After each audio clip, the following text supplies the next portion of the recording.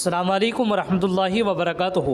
محترم سامعین کرام، بہت سارے لوگ اور بہت سی ہماری مائیں بہنیں پوچھ رہی ہیں کہ محرم کس دن ہے، محرم کی تاریخ کیا ہے، اور محرم کے اندر جو روزے رکھے جاتے ہیں وہ کتنے روزے رکھنے ہوتے ہیں۔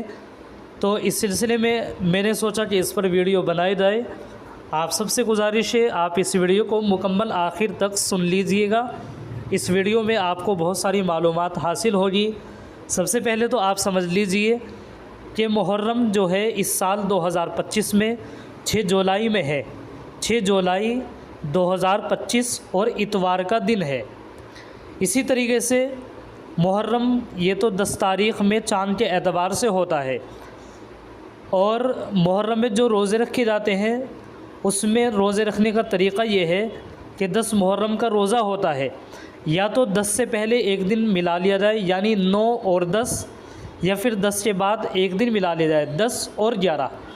آپ اس کو اس طرح بھی سمجھ سکتے ہیں یا سمجھ سکتی ہیں جو میری مائیں بہنیں سن رہی ہیں میری ویڈیو، جیسا کہ اتوار کے دن محرم ہے 10 محرم، اگر ہمیں روزہ رکھنا ہے تو بار اور اتوار 2 دن کا روزہ رکھیں، صرف اتوار کا روزہ نہ رکھیں جیسا کہ 10 محرم صرف اتوار کا ہے۔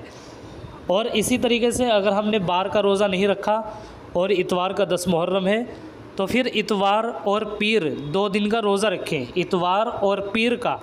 ایسا کیوں ہے؟ صرف 10 محرم کا روزہ رکھنے سے کیوں منع کیا گیا؟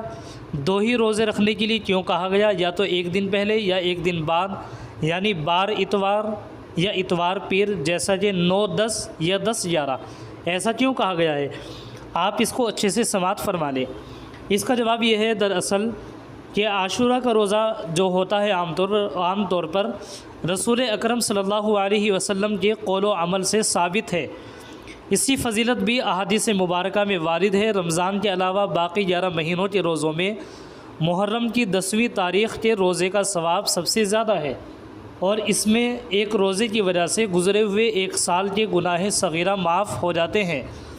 البتہ جب رسول اللہ صلی اللہ علیہ وسلم کو بتلایا گیا کہ یہود بھی عاشورہ کے روزے کا اہتمام کرتے ہیں، تو رسول اکرم صلی اللہ علیہ وسلم نے آئندہ سال عاشورہ کے روزے کے ساتھ 9 محرم کو بھی روزہ رکھنے کی خواہش کا اظہار فرمایا تھا، جس کی بنا پر فقہاء کرام نے عاشورہ کے ساتھ 9 محرم کے روزے کو مستحب قرار دیا ہے، اور مشابہت یہود کی بنا پر صرف عاشورہ کا روزہ رکھنے کو مکروہ تنزیہ قرار دیا ہے۔ لہٰذا 10 محرم کے روزے کے ساتھ 9 یا 11 محرم کا روزہ بھی رکھنا چاہیے۔ اس سے سمجھ میں آئی یہ بات کہ یہود کی مشابہت نہ پائی جائے، اس وجہ سے ہمیں 9 10 یا 10 11 کا روزہ رکھنے کے لیے کہا گیا ہے۔ اسی طریقے سے محرم الحرام کا پورا مہینہ ہی قابل احترام اور عظمت والا مہینہ ہے۔ صرف 10 دن نہیں ہے بلکہ پورا مہینہ عظمت والا مہینہ ہے۔ یوم عاشورہ کے علاوہ اس پورے مہینے میں بھی روزے رکھنے کی فضیلت احادیث میں وارد ہوئی ہے، اور آپ صلی اللہ علیہ وسلم نے ماہ محرم میں روزہ رکھنے کی ترغیب بھی دی ہے۔ چنانچہ حدیث مبارکہ میں آتا ہے، حضرت ابو ہریرہ رضی اللہ تعالیٰ عنہ سے روایت ہے کہ رسول اکرم صلی اللہ علیہ وسلم نے فرمایا، افضل ترین روزے رمضان کے بعد ماہ محرم کے ہیں، اور فرض کے بعد افضل ترین نماز رات کی نماز ہے۔ اسی طریقے سے ایک اور حدیث مبارکہ میں آتا ہے، رسول اللہ صلی اللہ علیہ وسلم نے ارشاد فرمایا، حضرت عبداللہ بن عباس رضی اللہ تعالیٰ عنہما سے روایت ہے کہ آپ صلی اللہ علیہ وسلم نے فرمایا، جو شخص یوم عرفہ کا روزہ رکھے گا تو اس سے 2 سال کے صغیرہ گناہوں کا کفارہ ہو جائے گا، اور جو شخص محرم کے مہینے میں ایک روزہ رکھے گا اس کو ہر روزے کے بدلے میں 30 روزوں کا ثواب ملے گا۔ تو سامعین کرام، یہ تھی تحقیق جو آپ حضرات کے سامنے میں نے بتائی ہے۔ اسی کے سلسلے میں آپ حضرات اس کی فضیلت تھوڑی سی اور سماعت فرمائے۔ یہ جو یوم عاشورہ ہے یہ زمانہ جاہلیت میں قریش مکہ کے نزدیک بڑا محترم دن تھا۔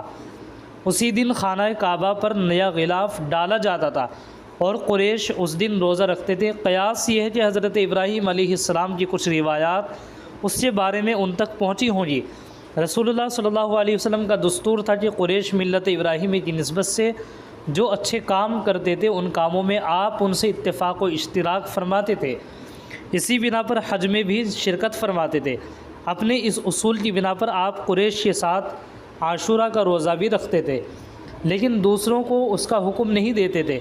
پھر جب آپ مدینہ طیبہ تشریف لائے اور یہاں یہود کو بھی آپ نے عاشورہ کا روزہ رکھتے دیکھا، اور ان کی یہ روایت پہنچی کہ یہ وہ مبارک تاریخی دن ہے جس میں حضرت موسیٰ علیہ السلام اور ان کی قوم کو اللہ تبارک و تعالی نے نجات عطا فرمائی تھی اور فرعون اور اس سے لشکر کو غرقاب کیا تھا، تو آپ صلی اللہ علیہ وسلم نے اس دن کے روزے کا زیادہ اہتمام فرمایا اور مسلمانوں کو بھی عمومی حکم دیا کہ وہ بھی اس دن روزہ رکھا کریں۔